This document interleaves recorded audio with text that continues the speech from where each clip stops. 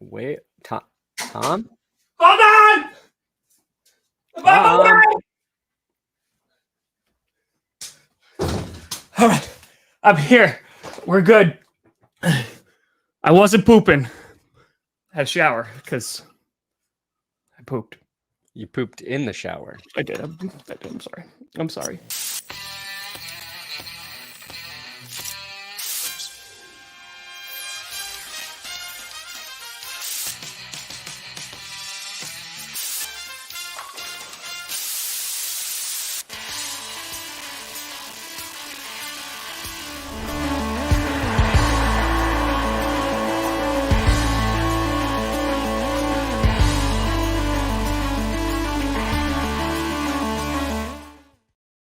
Oh, baby.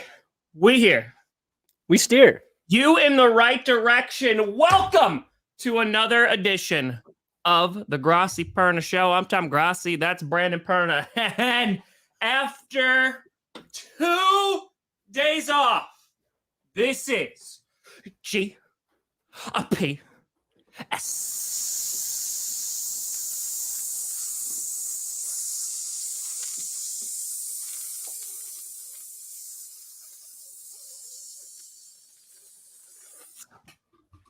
That sounded like the thing that sucks out the spit at the dentist. Oh, a little bit. Right, a little bit. That was pretty accurate. Listen, we're back, folks. Brandon went on vacation, and so he had a life and enjoyed himself. I did. Oh my God. Yeah. I was in the mountains, and first, it was fun. Love being in the Colorado mountains. I was petrified.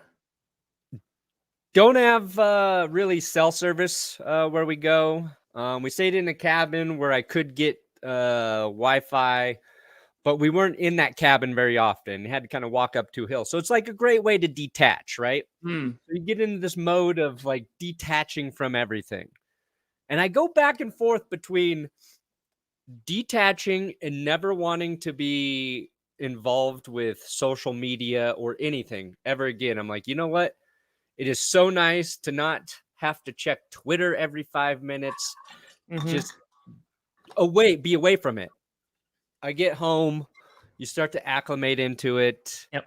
I'm still like, oh, I can't believe I'm at 24 hours later. I'm like, oh my God, I want to be in all of the football news all of the time. Yeah, dude. And so much happened while You I missed was a lot. there.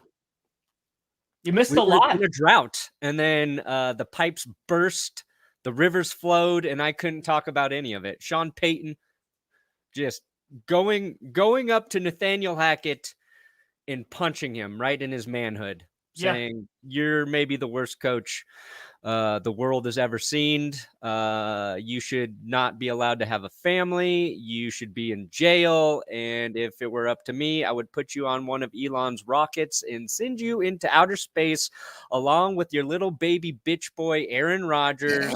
And I hate everybody in New York City and the Jets. And you know what? I also hate everybody in New Orleans, too. That's basically what I heard Sean Payton said when I was gone. Am I wrong? No, that's pretty much, you pretty much cover all of that. Yeah. Okay. Which is great because like you go away and then it was like a day or two later, Sean Payton comes out and says this. And everyone, we were on clickbait. I think it was 5. It was like, if only we knew a Broncos fan who could talk about this. Like it was your team in the limelight. And then, so I do want to get your thoughts on that because as you know, someone who, we listen to a lot of coach speak. We listen to a lot of football.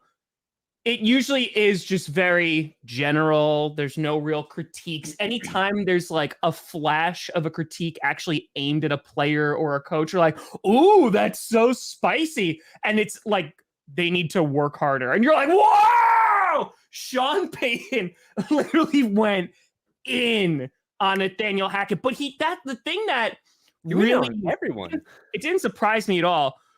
But he went in on the organization, which I think shows how much power he has. The fact that he is literally just right to the owner and not even through the GM anymore because he was just like, it was on the organization. They were trying this pomp and circumstance, the BS. They were trying to win the offseason. And I was like, damn, like he's taking shots at the organization, but he's doing it in like a way where he's just like, we're about football now. Yeah. There's my big takeaway from all of this is, and I'm doing a video about it today. So here's the spoiler. Sean Payton just talks too much. I've watched this dude all offseason say a lot of different things. He likes to be talking, and I just started talking some shit. And was it true? Yes, 100% true. Fair to criticize the last coaching staff. Should he have said it? Probably not. It's making things interesting, though. The fact that he threw the Jets there has just made the Week 5 matchup between them that much more interesting. Which nobody cared about. Like, to keep reminding people of this until we get to Week 5. Yeah. Remember what Sean Payton said. Remember what Aaron Rodgers said in response to Sean Payton. We'll set it up for everybody, but like that made that game more interesting. I feel like he was also trying to protect his quarterback a little bit, take some of the blame off of him as well. But when you also criticize the GM and the ownership, that you're right. Maybe he has a lot of power, or maybe he's just like, I can't fix this team. Let me blame these guys, and then maybe. Well, because that's because Billy Turner fire me if I keep talking trash about him. Because that's what Billy Turner said. Like, because he responded on Instagram. Billy Turner, who of course, former Packer, former Bronco, was there last season, who now is with Nathaniel Hackett in Jersey. Basically was like, looks like somebody's like preempting everyone of like how much of a crap show this is going to be. So it could be that too. Yeah. Oh, don't worry. We'll talk about JT. We'll talk about that whole saga because that's another one which is kind of like, that's bizarre. Wow. I don't want to say it's unseen, but it feels like I'm sitting there last night and I'm seeing these updates happen in real time. And it's so fascinating to see it play out on Twitter because it literally is. You get a report. Oh, Jonathan Taylor's back might be hurt. And Jonathan Taylor's like, nah, that ain't it. And like you just see it going in real time. It's like Irsay's tweeting out, which he shouldn't. Jonathan Taylor's tweeting out. You have these reports that are coming out. But we'll talk all about that. My question to you, Brandon, is do you like this? Is this something that kind of like gets you pumped up a little bit? Because you're like, hey, like cut the cord, like last year was whatever, and it's Sean Payton's team right now. Yeah, I mean, when I first heard it, I thought it was hilarious. And I was like, my instant reaction was like, yeah, talk more trash, please. Like, but I also like to watch things burn, right? The like very practical version of me is just not sold on Sean Payton. I think he's been a good head coach in the NFL, a very good head coach with Drew Brees. I think he's got a lot of work to do with Russell Wilson. I think he's maybe a little bit too confident and sure of himself at the moment because he's going into a situation where, yes, every offseason, Broncos fans believe there's a ton of talent on this team, and they underachieve. We've seen different coaches. We've seen different quarterbacks. We've seen Russell Wilson take the biggest drop a quarterback's taken basically ever, in my opinion, from like where he was to what happened last year. So I think Sean Payton's got a lot to prove. And when you eviscerate the previous regime, who was bad, he has to exceed expectations a ton, in my opinion. And I've given him a buffer in that, like, if Russell Wilson's bad this year, nobody's going to blame really Sean Payton. Correct. But now that he's said all that shit, if Russell Wilson's bad, it's like, you just said he's not bad anymore. That was like the other part of the quote, right? Yeah. That Russ didn't hit a wall. He didn't fall off. He still got it. It was bad coaching. So he's got to come in and prove that. And I think he put more pressure on himself, which is great. Like, you want your coach being the guy to absorb that. But like, I don't know, man. Like, he's usually a guy who says a lot of things words without saying anything. And he blamed him kind of like getting a little loose with the reporter that he trusts on. He had 2 lattes in the morning, just was shooting the shit. Yeah. He had his Fox hat on and not his coach hat. He apologized. He said he's going to make it right with the Jets and Robert Saleh and all this other stuff. So like, we'll see. It's a thing. He said a thing. A lot of people are talking about it. It was a hilarious thing. I want him to say more things like that. We're going to talk about it. But that's just me as somebody who's got to make videos about those sort of things. As a fan, you like when there's like those rivalries that kind of get sparked because of sound bites. Yeah. But I don't think the Broncos as a team need any extra attention. No. I don't want anybody paying attention to us like right now. Like, yeah, I want us under the radar. I want to see them getting a little bit better every week. And we're not like, the fun thing is we still have to wait another month before we even see, a product on the field. Well, so that was the thing, because they made week 5 interesting for the Jets, because everyone's looking at the Jets schedule, right? Because there's so many eyes on the Jets because of Aaron Rodgers. Hell, they got Hard Knocks. But like week 1, they got the Bills, divisional Monday Night Football, lot of eyes. Then the next week are the Cowboys. Then the next week are the Patriots, right? It's Rodgers against Bill Belichick, like that. Then it's the Chiefs. And then they have the Eagles week 6. And week 5 is like, oh yeah, they're playing the Broncos. Now it's like 6 straight, like must-see games. Yeah. Maybe not the Patriots one. Like that's the only one I'm like maybe meh about, but it'll still be like there's storylines that are there. And now like there's even more attention. But as you said, and you bring up a good point about Russell Wilson, because he could have just said everything that he said and didn't change anything. And it's like, Russ is going to go out there and is going to compete and we're going to see what happens, right? That would have, I feel like, lessened the expectations or the blowback on him if Russ is bad. But because he went to bat for Wilson, which I think, and you and I have been talking about this, he'll automatically do better because he's going to be in a better system. He's going to be on a well-coached team, because I think Sean Payton is a good coach. Yeah. So now it's just like, okay, well, how high is that ceiling? Like, you were not saying he dropped off, but is there still cause for concern? Because you did give him a huge contract. Yeah. So who's that? Who's Drew Lock? Who? What? Who? Where? How? But yeah, I'm curious. Well, and just so everybody knows, like, so Sean Payton. But here's the timeline of events, right? He has an interview with USA Today. Mm-hmm. Says the last year's coaching staff was terrible. Russell Wilson was bad because everybody had dirt on their hands. They couldn't even get plays in. Maybe it was the worst coaching job ever in the NFL. Said the organization spent too much time trying to win the offseason, just like the Jets did. So that's how the Jets got involved, just like the Jets have been doing this offseason. And, of course, Nathaniel Hackett is back with the Jets. So Aaron Rodgers then is asked, Peter Schrager's like, I'm not going to ask you about these quotes directly, but then asks Rodgers about the quotes directly. Rodgers says on NFL Network to Peter Schrager, Sean Payton, don't know why he had to say that. Sounds like something an insecure man would say, throwing other people under the bus for no reason. Why would you do that? Why? So that's what's fueled the Broncos-Jets thing. Like, the Jets had nothing to do with what Sean Payton was talking about. And then he just casually is like, just the way the Jets won the offseason.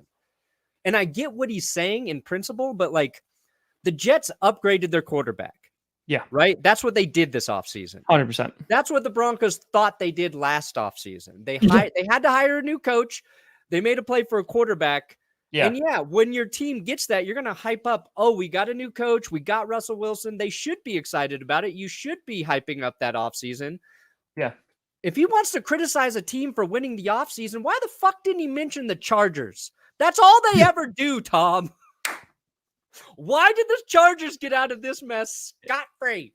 Because because they've been through enough, Brandon. They've been through it. It's like it's kicking someone while they're down. All right. Yeah. And who the hell is Aaron Rodgers now? Like, bro, he went to. I want to actually talk about this. I was like, Yes, I'll restructure my contract. Taking a yes, I love every player here in New York City. New York yes, City. I'm going to defend my coaches and teams with vitriol. Is that the right word? I don't know. Yeah, sure. While he was in Green Bay, he was just like... So here's the thing that's important too. He didn't just restructure. He took a $35 million pay cut. Like he actually did. Like they restructured so that they have this 2-year window for them to be as competitive as possible and they can sign people. And they like pushed a bunch of money out and it'll be void years and all that great stuff. But he also took a pay cut. And this was the subject of a lot of contention amongst some Packers fans because they were like, what the F, man? And there was people saying, well, if he did that, then they could have kept Davante Adams, which I think is very much revisionist history. But the point is that he's going there. He's like singing the praises, what have you. Then there's the other part of Packers fans that are like, oh, just wait. Like, just wait. If they start losing, they start messing up or, like that, just wait. And then you'll see a different side of it. I think right now it's the honeymoon phase for both sides. And until something gets in the way, it's going to kind of be like that. I think Rodgers is very happy to be out of Green Bay because he made it very clear he didn't want to be on a rebuilding team. I think he made it very clear that he was upset with the organization after they drafted Jordan Love and all of the things that have happened in the past. And this is him being like, we made fun of all the things that Robert Saleh came out and said and was like, oh, there's no such thing as a checklist and blah, blah, blah, blah. Rodgers has gotten like everything that he wants. And then he's paid that back to the team going, here's a pay cut. I want to win a ring. Yeah. Aaron Rodgers last year with that roster is not going to win a ring. Now, again, right? I'm giving Rodgers the benefit of the doubt, like broken thumb since like week 5, all of these things.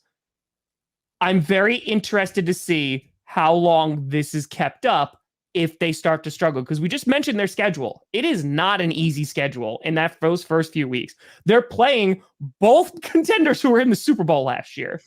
So like, it's gonna be a challenge. But yeah, I'm not upset about it because like, I just don't care anymore. Like he did that for the Jets. I'm like, cool. Like he's not my QB no more. Like, you know what I mean? Like, again, wish him well as long as it's not against the Packers. Play 65% of the snaps and we're rocking and rolling. I'm kind of hoping the Jets are undefeated, and then reality comes crashing back to them when the Broncos beat them. And that's the game that sets Aaron Rodgers on a turn against the Jets. It's, to me, the funniest part, though, is it's clear how unhappy Rodgers was with just the Packers front office. Like, that's, to me, outside of him like doing all this because he wants to win, which is admirable. It's like he handcuffed the Packers by making them pay him what they did to keep him. And then he goes somewhere else after a very complicated trade process. And just like, okay, yeah, now we can, I can take $35 million off my contract or whatever. It's like it's a nice troll move. I respect the level of trolling Rodgers just did to the Packers front office. And I'm not even saying like the Packers were wrong. I'm just saying like he was clearly unhappy, and he's made it very apparent how unhappy he was by being so amenable to the Jets and their wishes. And I think both Packers fans, like you're talking about the division of like kind of what they're arguing, I think they're both right. Like if things I want to see what the Jets look like as a competitive team,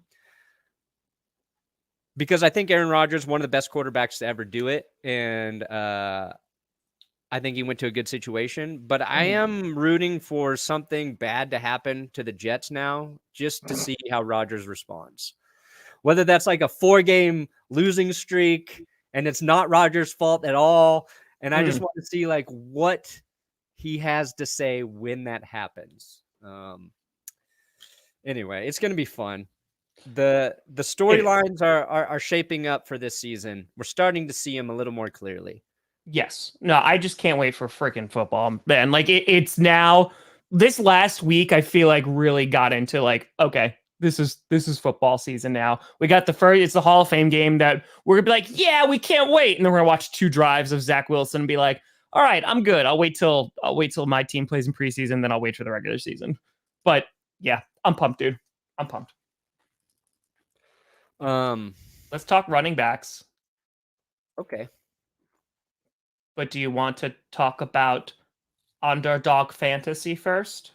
I would love to talk about Underdog I know fantasy. you missed it. I know you missed it. No. Oh, I mean, you know what? The one thing like I kept going to check were my Underdog drafts when I was in the mountains. I made sure I was getting all my picks in. I didn't miss a single pick, and it was a pain to get to the Wi-Fi also. Oh no, poor baby. Look at this. I gotta hang up damn! So Damn! big.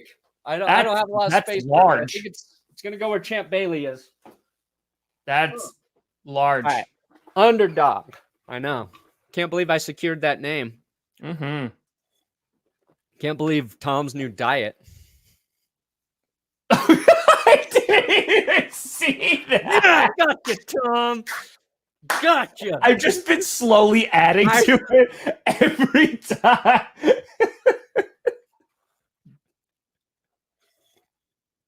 There we go. Speaking of OnlyFans, did you see that? Put it on the ceiling. Put it on the ceiling. Put it on the ceiling. I want my cold, dead eyes to stare at you every time you wake up. Ooh. All right? I'm reading this comment. So do it. Do it. Do it. Continue. I was going to say that college player who was taking photos or videos of like other dudes in the football locker room and then posting them to an OnlyFans account. I'm sorry, what? Yeah. No, I didn't hear about this one. Yeah. I forget his name. I'll have to look into that again, but yeah, that was crazy. Anyway, Underdog Fantasy. We got 2 private drafts in the description. One's almost full. Oh, one's 11 out of 12. 2 12-person drafts. I joined the top one. Nice. Underdog Fantasy is a place where you play fantasy football. But it's a little different because they got the best ball format, which means you draft your team now and then they manage it all year long. There's no management. They just take your best score every week and tally that for you.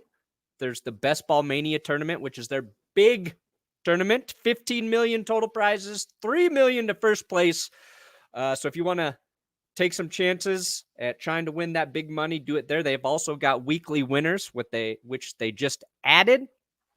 Same best ball format, draft now, draft in the summer. Keep an eye on injuries. That affects how you draft. But weekly winners pays out every single week during the season with first place up to $20,000. So I've been trying to do more weekly winners this summer because I want a chance to basically just try and put together teams that I think can win, be the best team that week. So there's different approaches to how you do it. And what's interesting, let me see here. Let me see if I can bring this up. Do it. One thing I wanted to talk about is... Let's give them something to talk about. Where's our little guy? Let's see here. How am I live? I like this format. The one where... This one? Where we're stacked on top of each other? Hot. Hot. Okay, so you've got... Oh, dang it. That's the wrong one. There we go. Right here, right? Like all fantasy things, you've got your ADP for you guys you're drafting, your average draft position. Right now, Justin Jefferson, first overall, Jamar Chase. Like no big surprises here in the top 10. What I suggest you do, see, average draft position, that's where people are drafting, right? That's where other people you're playing against are drafting. That doesn't mean that, one, obviously, like you can't predict exactly how these guys are going to do. But like Underdog, if you click down on this arrow, they give you your projection of what they think their points are going to be. $1. And those do not always correlate with the average draft position. So make sure you check what Underdog's projecting for some of these guys and their output this season, because they probably know better than Joe Schmoes like us just drafting all year long. So, like, especially when you get deep into the drafts, there might be guys further down. You scroll down, look, and say, oh, this guy's actually projected to outscore like the next 15 people I could draft. So just keep your eye on the average draft position versus what Underdog is projecting. I tend to lean towards Underdog because I think they have people who are really focusing on fantasy in their outputs, especially like the late rounds. You got a receiver who's a wide receiver number 2 on a team versus a bunch of guys who are like number 3. They're just going higher because they're more recognizable names. So, ooh, is it my pick already? Anyway, that was something I noticed recently. Underdog, where's our little, we need this. Where's my disclaimer? I got you. Also, the QR code in the corner, if you want to sign up, works. Our code is GPS. They'll match your first deposit up to $100 over at Underdog Fantasy. I'm Tom. Okay, let's go into my draft real quick. All right. Oh, shit, I got the first overall pick. You should pick Russell Wilson. No. You believe in him, right? No. You believe in him? I was like, I have yet to get the first overall pick in any of my summer drafts. Don't you believe in him? Oh, wait, on the next pick. Been able to select Justin Jefferson once. And now I got him. Oh, you got the number 2 pick, Tom. I just said I'm next. Well, I was yelling loudly about having Justin Jefferson. Okay. I picked. Who'd you take? Christian McCaffrey. McCaffrey. All right. Mm-hmm. Hey, Rachel's dad. Happy 74th, Mr. Rachel. Oh yeah, Mr. All right, that works. Yeah, I got Justin Jefferson finally. He's been my white whale this draft season. I got Jamar, I've got Kupp, I've got Hill, I've got Travis Kelce, I've got McCaffrey. Haven't got JJ. Now I got him. Now you got him.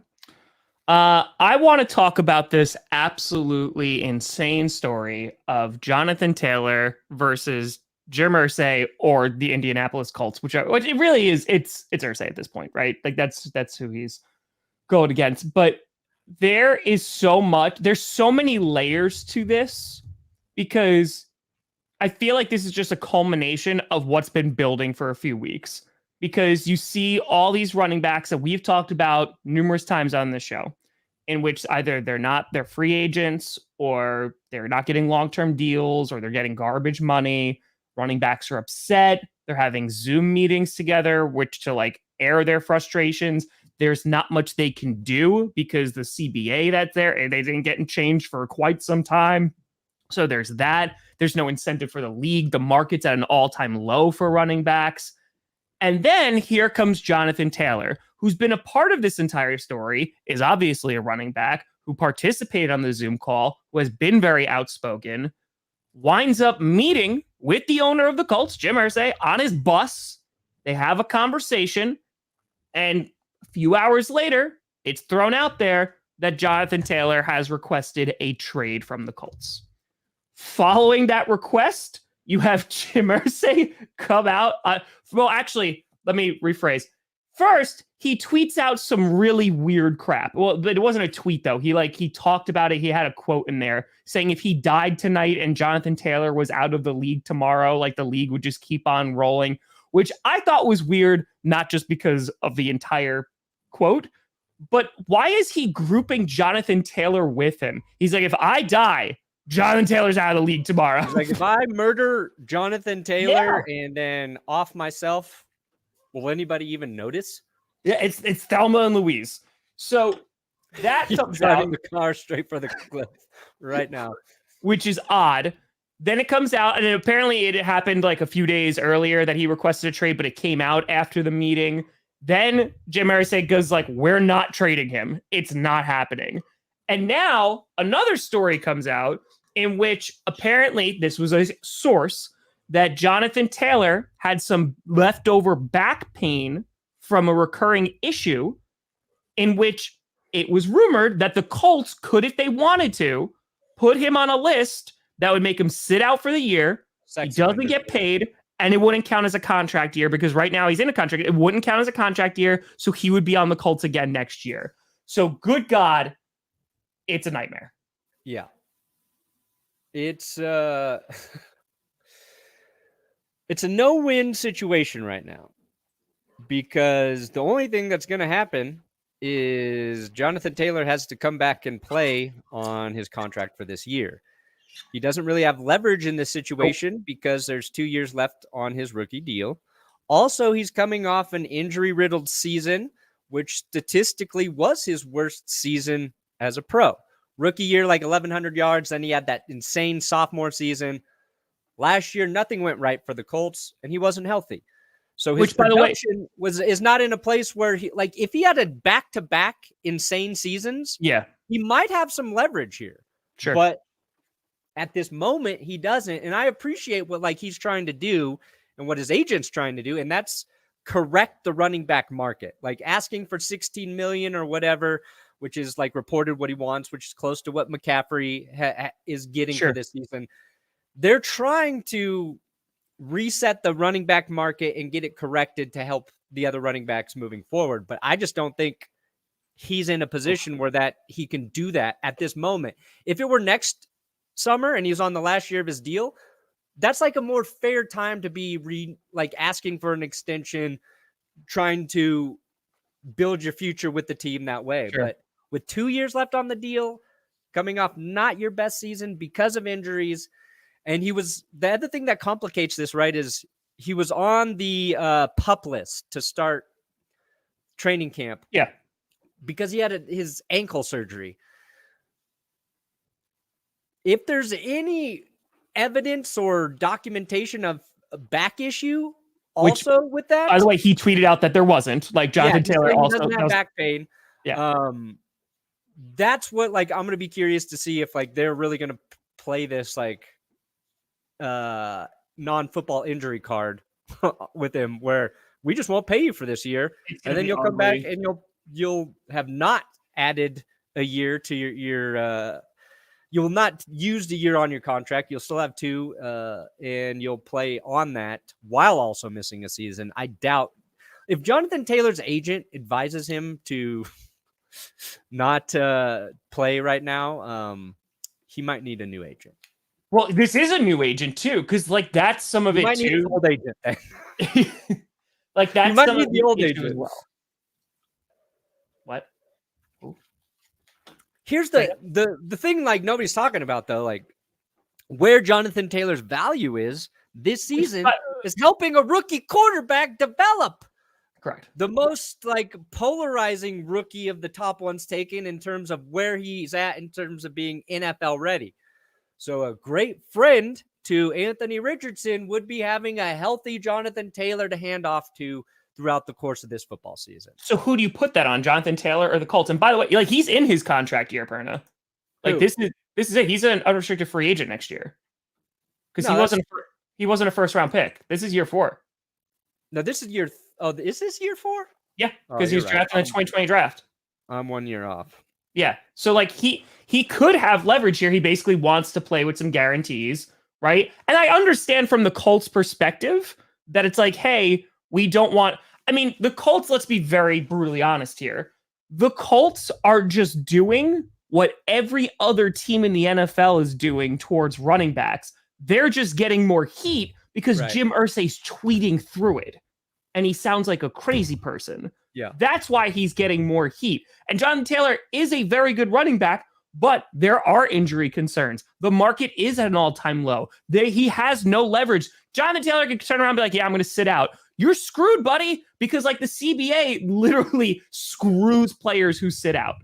So all of this coming together, and I agree with the running backs need to get paid more money. They are more valuable. I agree. But from the Colts perspective, there's no reason to. And so there is just this issue that's at the center of it where I just don't think they like each other, because it was also tweeted out yesterday. This was a good point, saying the Colts didn't have to give Andrew Luck all that money when he retired because they gave him like $20-something million and said, here you go. Like they could have recouped that money, but they gave it to him. But here, the fact that like that's being used to putting him on that list as, hey, we can completely screw you and then you'll be on this team again next year. It's rough. Yeah, I think like the real problem is Jim Irsay just needs to shut the hell up. He just needs to shut up. He needs to not be dealing with this shit. Like, let your GM, Chris Ballard, who until like, you know, maybe the last season or two, generally thought of as a very good general manager in the football world. The Colts also have been very cheap. Like they've always had a ton of cap space. Every offseason, like they're going to spend big, and then they work out all of these like cheap deals with different players. They even got like Phillip Rivers at $25 million a year, you know, for his season.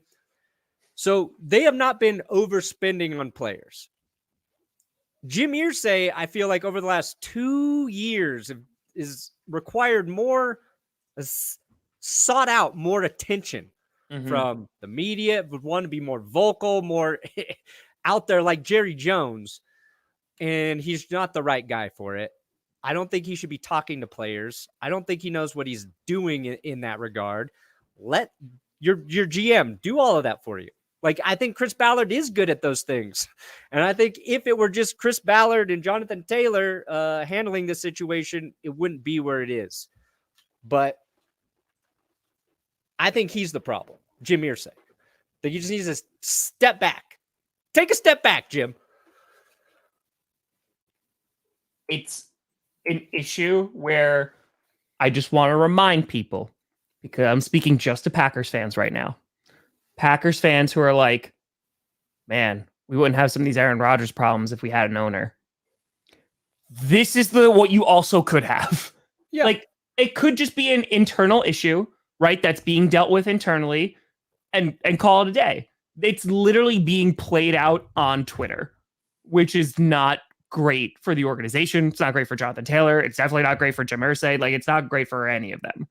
So we're watching this happen because I want to like get your take on this. This is taking me aback because I feel like with any contract dispute or anything like that, a lot of the time we hear like the aftermath of it, or we'll get a cryptic tweet from the player. This is an owner and a player going at it on Twitter and just like subtweeting one another. And I feel like I haven't seen that level of pettiness and conflict like on social media for an issue that's still ongoing and playing out. Yes. Because like Queen Williams, right? Queen, like there'll be guys who change their bio, they change their profile pic, they change their banner photo, they take the team name out of it. Everyone's like, oh! But here, like it is very intentional of just being like, nope, don't got back issues. And it's like, nope, you don't matter. Like it's just going back and forth. Yeah, it's like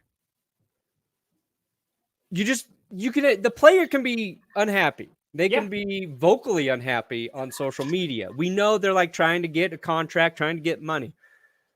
If your owner just doesn't say anything and stays out of it, it's not as big of an issue. And that's why this is a bigger story than it probably should be right now. Like good owners, I was gonna say Robert Kraft, but like he doesn't talk about this stuff. And usually like Robert Kraft's not talking about like player issues like this because he's having intercourse with sex workers. So really, Jim Irsay, where's your intercourse happening? I think it's just more you see how involved some owners are, but it's also you can be involved. You don't comment on this stuff, or you say like, "Hey, we're working on it with him." That's ask Chris Ballard. He's spearheading it. That's why I'm saying subtweeting, because they literally are subtweeting at each other. Also, I have breaking news. Nobody's even talked about this. Oh boy. So NFL Network is replaying Aaron Rodgers' clip, and I noticed something. That's Aaron Rodgers' bicep. Oh, Jesus Christ. Looks like I would call that an injection site. Steroids. Aaron Rodgers is on the roids. Here we go. Visual evidence. What is that? A mosquito bite? Yeah, right. Is that a Johnson & Johnson jab? I can't. I freaking can't. That actually looks really big, though. Yeah, it does. I noticed it. That looks like a large hole. So yeah, I don't know. Well, their offensive line took a huge step back. It really, really did. Yeah. But I just think that I don't know how this ends in a positive way. I think at the end of the day, if I was to make a bet on this, is that he plays for the Colts this year, and then that's it. And he's like, I'm done. What needs to happen for Jonathan Taylor is he needs to play. He needs to come out and he needs to play well early in the season to prove he's as good as he was in 2021. And once he's able to show that, then he'll have some leverage back. And that they have all season to get a deal done, right? Usually a lot of these extensions happen. Sometimes they happen before the season, right? When it's a player the team knows for certain they want, it will happen before the season. A lot of times the extensions happen during the season. Deals get done. And it's hard because Jonathan Taylor's production was down because he wasn't healthy last year. Okay. But it's the reason guys want money is because that's an injury prone position. So he's trying to get paid before maybe that shit happens again. But the organization needs to see that what he had in 2021 wasn't just an outlier season. You know what I'm saying? So he's got to play and he's got to show he just needs to come out in week 1, week 2, have 180 yards, 3 touchdowns, 150 yards, 2 touchdowns. And then the Colts will go we need this guy to succeed, to help our quarterback develop. It's the right time to have a really good running back for the Colts with Anthony Richardson, but he's just in a position where I feel like at this moment have the leverage. Yeah. I mean, so that's a thing too, because that transitions into that conversation because the Seahawks, they have a running back issue. Kenneth Walker, he's week to week because he's dealing with a groin issue. And their brand new guy, Zach Charbonnet, that's how I'm going to pronounce it all season. He's out indefinitely with a shoulder issue.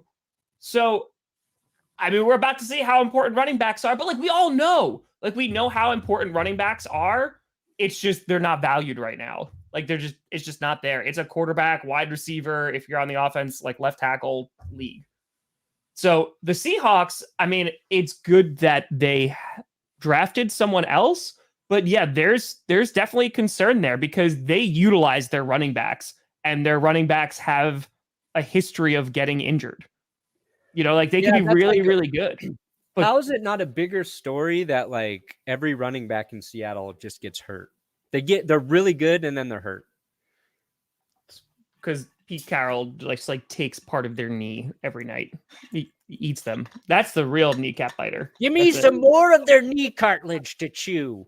Ooh, what if we found out Pete Carroll is just chewing knee cartilage? That's what Dan Campbell actually got it from. Interesting. That's the story. Because there's been a bunch of injuries that are kind of because I saw Kadarius Toney, he got surgery to clean some stuff up. I think it was a cartilage issue. Yeah. And then, I think that you're going to see more and more of these, especially as camp, goes on. Dave Bakhtiari tweeted out that they shouldn't have OTAs before anything. They should start OTAs right after July 4th. And it's a longer ramp up to the season to avoid injury, which people have gone back and forth on what would actually work, but you're going to see this regardless because football is a violent sport they don't even have pads on. I mean, the Packers first practice is with pads today. Yeah. There's a whole month for these guys to get healthy too. Yeah. Well, like 5 weeks. I'm not worried about any injuries right now. Dude, Jalen Ramsey is out till December. Till December? December. Yeah, not great, Bob. They thought that they could have gotten away with it like that, but no, now he's out until like December. What was his injury?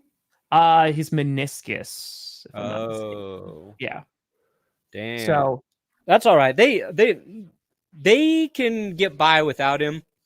Obviously, he's going to be a key part to their secondary, but like they have Vic Fangio coaching that defense. And that Eli defense Apple is now going to be better. They signed Eli Apple to hold them over. Eli Apple might have one of his best seasons with Fangio, honestly. He could have a good season. I think he's serviceable. Like, he's at least serviceable until... And if they're good, like if the Dolphins are a healthy, good team, like knock on wood, then getting Jalen Ramsey back for like that end of the season, postseason push, like wouldn't necessarily be a bad thing. No, that's like if he's healthy, they get a little boost when they need it. Yeah, that's not bad. No, I think it's pretty good. Yeah, and Joe Burrow strained his calf. That looked bad for a second. Yeah, that was terrifying. Calf strain. He's gonna miss a few weeks, but he'll be good to go. I'm trying to think.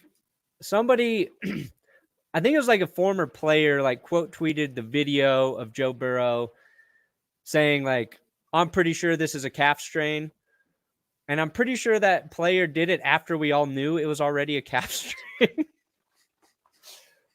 I wish I could find that tweet, but everyone was a social media doctor when Joe Burrow went down. So no. Yeah. Well, and like with Burrow though, he had the knee injury, so there's probably extra worry when you see him. Of course. They got to get rid of these carts at training camp. Like only bring out that cart if the guy is like really, really hurt. Well, they do it because like they got the time to do it because it's his camp. Burrow could walk off on a calf strain. Trust me. You're just like, trust me. Who else started off and it was fine? Who had the knee injury? Oh my God. It was the last show we did. We were talking about it could be bad, and then by the end of the show, it turned out he was okay. Oh, CJ Gardner-Johnson? Yeah, because it's non-contact, right? They carted him off, and it was like, oh God, get the carts out of there. The cart comes out, people are like, uh-oh. Yeah. It's the cart's fault. They're going to keep the cart. If they're going to keep the cart. Blame the cart. Of Joe Burrow, it is heavily rumored that he is going to be featured on season 2 of Quarterback, which every news I've heard about season 2 is just quarterbacks turning it down. Yeah. Like Lamar Jackson's like, nope. Tua, nope. Like there's a bunch of guys who are just like, I don't want to do it because like they're in your house. Like there is a level of privacy that you lose. Yeah. I thought there would be. Fields said no. I think Dak Prescott said no. Tua, you're right. Like, I don't know. All the interesting guys that I'd kind of want to see are like, nah. Yeah, I don't know, man. I don't know. But I think getting Joe Burrow on there is going to be enough of an attraction. And I mean that on every sense of the word. Star, and then a couple assholes. And they literally could get anybody. It will not matter. They just need to make it the Kirk Cousins show.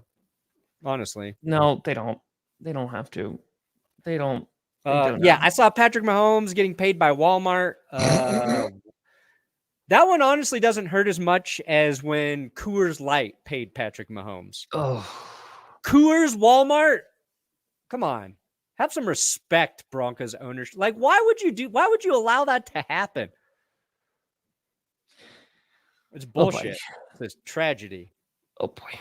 I'm sorry. Because you put Joe Burrow on there because Joe Burrow also... I was having this conversation. So, did you finish Quarterback or no? No, I've only watched 2 episodes. Okay. So, I finished it. I did not see that. I didn't see Marshall Faulk killing Kirk Cousins. That's usually the other way around. Kirk Cousins is killing people. Yeah. But...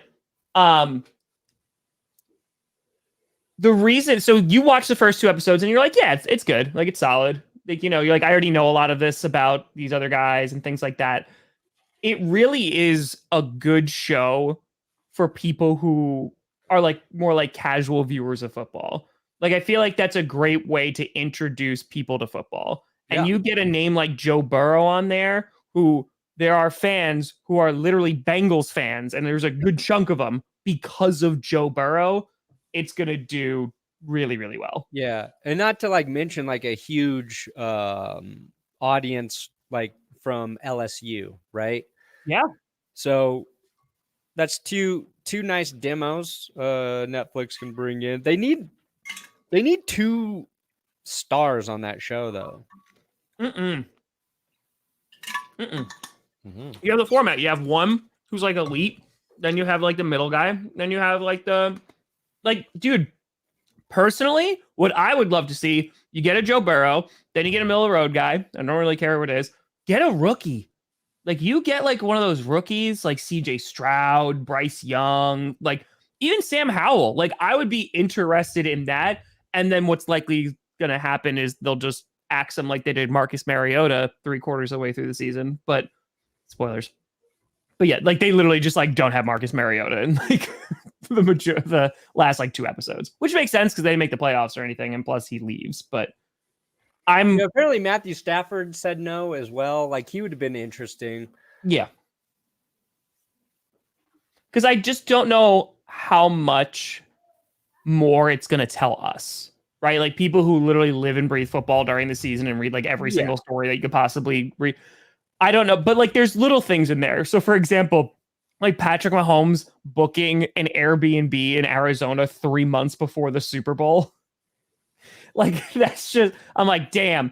Because some people are like, wow, that's a level of confidence. And I was just like, that just sounds like good value because you could just cancel it. You know what I mean? Yeah, he was like, prices go up. Yeah. You know what? If I had a $500 million contract, wherever, I wouldn't worry about that. I just wouldn't worry about that anymore. I would not be frugal if I had 500 mil coming to me. I'm like, I'll actually pay more for Airbnb right now. I don't give a shit because I'm rich. I am rich. Oh, by the way, speaking of other divisional quarterbacks, Justin Herbert, that happened while you were gone too. Wait, he got extended. He got his big extension. He got money. He got money. You okay? You don't care. Win something, Herbert. I like Justin Herbert. I do. I like him. I think he's very good.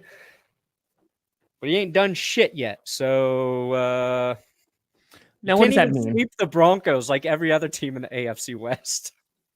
Hey, Herbert, once you sweep the Broncos, maybe you'll have earned that money.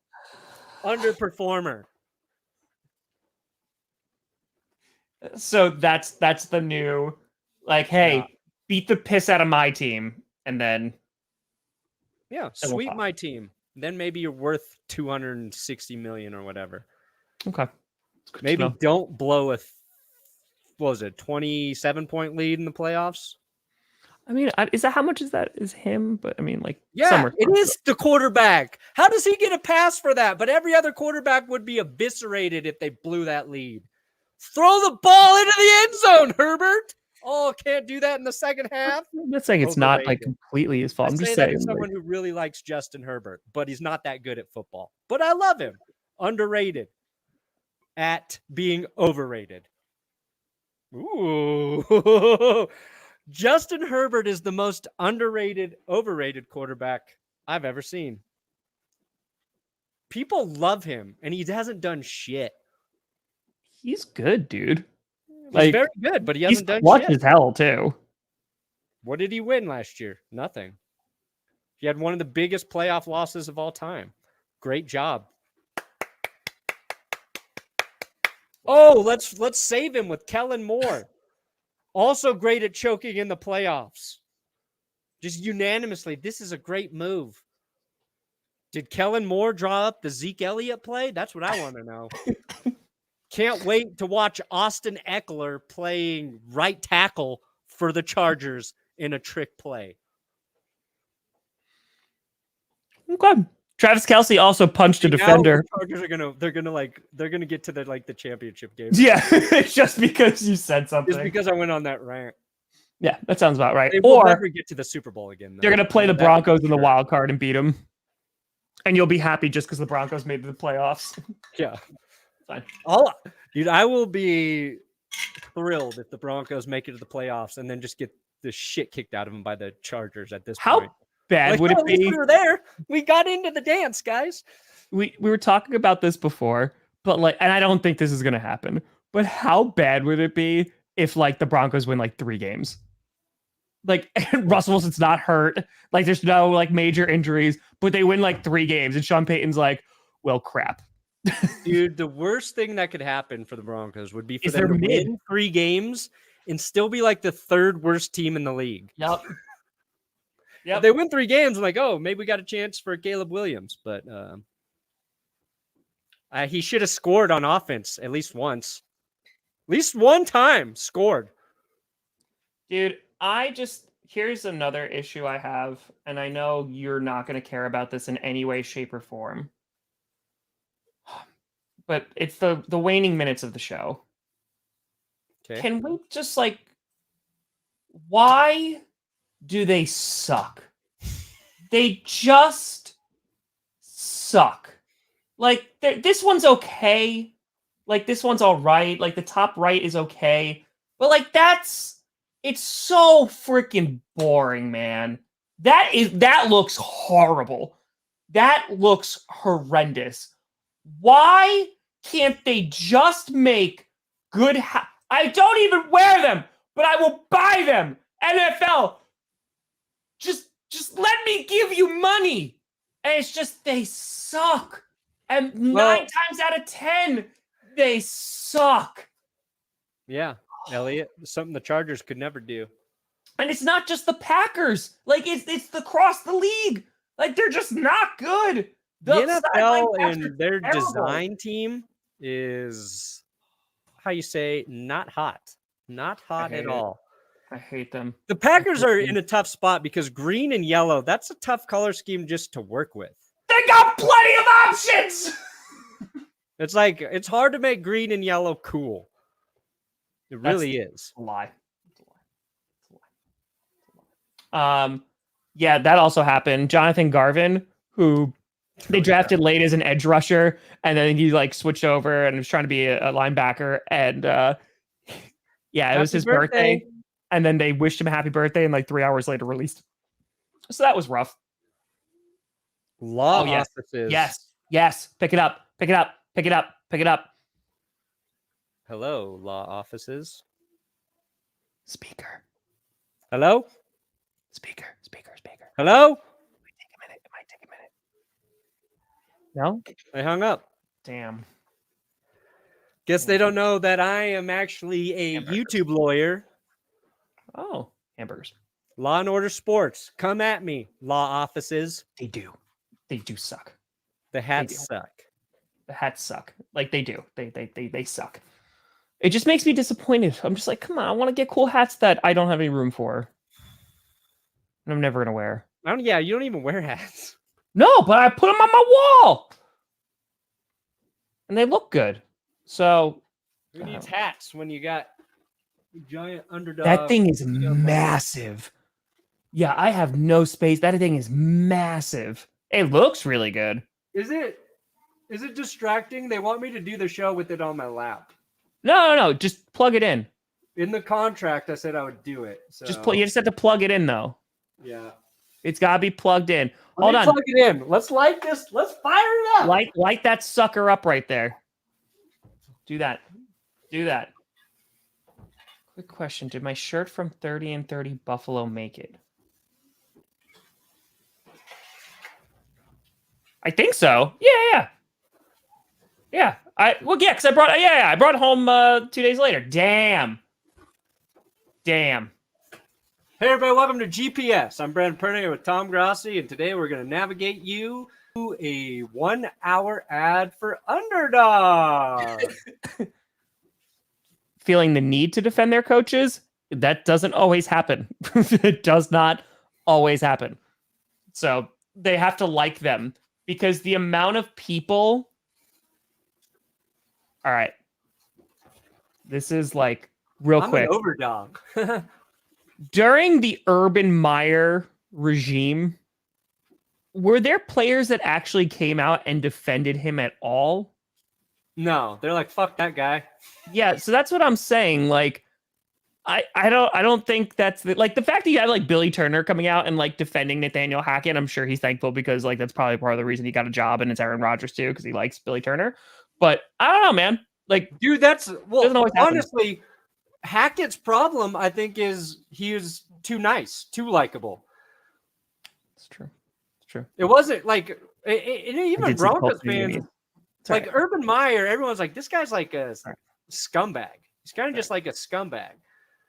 Nathaniel Hackett, like, yeah, he seems like a really nice dude. Like, nice personality. He just wasn't a good coach. Yeah. Yeah. True. As a head coach. And maybe one day that changes. But like Rodgers said, he's like one of his favorite coaches ever. And they worked well together. Rodgers played some of his best football with Nate Dogg Hackett. So, you know. I will say, speaking of jerseys, because I asked about the Colts, when we talked about this last time, yeah, like there's something that seems off, like with it all together. But those Kelly Green Eagles jerseys, beautiful. Your jerseys got released too. Yeah, we got the white helmet with the old logo. Looks very sexy. Yeah, by the way, yeah, Adam beat you. You are officially the last person I'm waiting for my package from 30 and 30. Oh yeah, I'll get to that. King keeps asking me, he's like, "You get the mead?" And I'm like, "Nope, not yet." So it's from Brad. Yeah, I got it. I got to send it. It's okay. It's all right. Alrighty. Fine. Brandon, what do you got coming out today, buddy? Oh, the Sean Payton story? Yeah. Also, we got 6 spots left in that second underdog draft. Yeah, first one's full. 6 spots left. Yeah, I got a video coming out today. We got 2011 coming out Wednesday, so keep it up.